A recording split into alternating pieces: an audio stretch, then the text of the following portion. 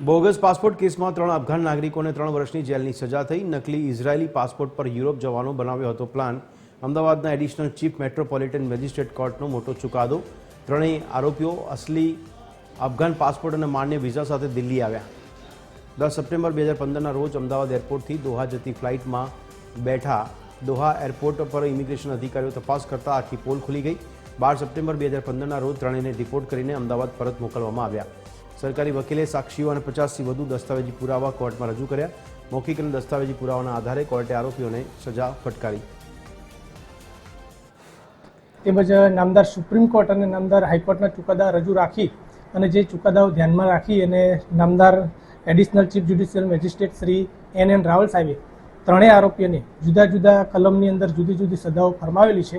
એમાં આઈપીસીની કલમ 419ની અંદર આરોપીને 3 વર્ષની કેદ અને 5000નો દંડ તથા ઇપિકો કલમ 468ની અંદર ઠગાઈ કરવાના ઈરાદાથી ખોટો દસ્તાવેજ બનાવે છે એની અંદર 3 વર્ષની સજા અને 5000નો દંડ તથા આઈપીસી કલમ 471માં 2 વર્ષની સજા અને 5000નો દંડ ફરમાવેલો છે।